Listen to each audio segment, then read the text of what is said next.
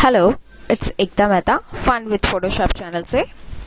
दोस्तों, image editing में अगर आप चाहते हैं कि फोटो का पर्टिकुलर एक एरिया ही आप फोकस में दिखाना चाहे तो उसको एडिट करने की टेक्निक हम आज देखेंगे। जैसे ये एक पिक्चर है, इसमें मैं चाहती हूँ कि ये जो बटरफ्लाईज है यहाँ पे सिर्फ ये ही फोकस में दिखे, बाकी फ्लावर्स को मैं थोड़ा सा लाइट करना चाहती हूँ। तो इसके लिए सबसे पहले हम जाएंगे सिलेक्ट फोकस एरिया। यहाँ पर ये ऑटोमेटिकली फोकस रेंज ये ऑटो सेट किया हुआ है, तो ये अभी वर्किंग है। जितना एरिया इसे फोकस में लगेगा उतना वो अपने पोर्शन में सिलेक्ट कर लेगा। यहाँ पर व्यूज होते हैं, देखिए ये इतना एरिया उसे फोकस में लगा तो उतना उसने सिलेक्ट करके हमें बताया है।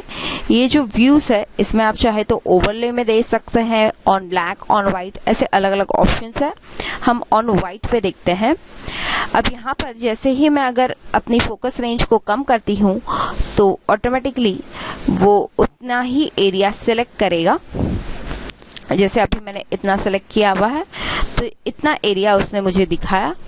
ओके, अब मुझे लग रहा है कि ये बटरफ्लाईज के आसपास के जो फ्लावर्स है ये मुझे अपने फोकस में नहीं चाहिए। तो यहाँ पर ये ऑप्शन है focus area, add tool, add to selection. यहाँ पे मैंने क्लिक किया। अब ये ब्रश का साइज आप देखेंगे प्लस साइन दिख रहा है इस पे, तो यानी आप जहां पर भी क्लिक करेंगे उतना एरिया वो अपने सिलेक्शन में ऐड कर लेगा। तो हमें माइनस वाला चाहिए, तो आप इसे चाहे तो जो आपका प्लस साइन था उसे अल्ट दबाकर माइनस भी कर सकते हैं, या ये सेकंड ऑप्शन यहाँ से सिलेक्ट कर लिया और जस्ट जो भी एरिया आपको नहीं चाहिए उसको जस्ट इरेज कर दीजिए कुछ इस तरह से। ओके, ये दो बटरफ्लाईज मैंने यहाँ पे सिलेक्ट किए हैं। अब इसको मैं चाहूँ तो आउटपुट टू सिलेक्शन या न्यू लेयर ऐसे भी एडजस्ट कर सकती हूँ। और रिफाइन एज ऑप्शन क्लिक करके यहाँ पे मैं इसकी फेदर थोड़ी सी बढ़ा लेती हूँ ताकि इसकी एजेस जो है वो थोड़ी सॉफ्ट लगे, एकदम शार्प ना लगे। यहाँ पे शिफ्ट एजेस का भी ऑप्शन है जिसके थ्रू आप अपनी एजेस ज्यादा बढ़ा भी सकते हैं, कम कर सकते हैं इस तरह से। ओके, सो मैंने यहाँ पर ओके किया। अब ये दो बटरफ्लाईज सिलेक्ट किए हुए हैं।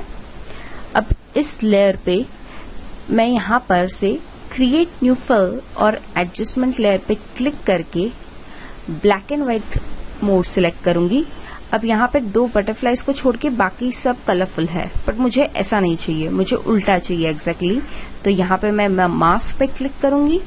इस लेयर मास्क पे मैंने इन्वर्ट कर दिया, तो ये दो बटरफ्लाईज मुझे कलरफुल दिखेंगे और बाकी जो हमारा इमेज है वो मुझे टोटली ब्लैक एंड व्हाइट में नजर आएगा।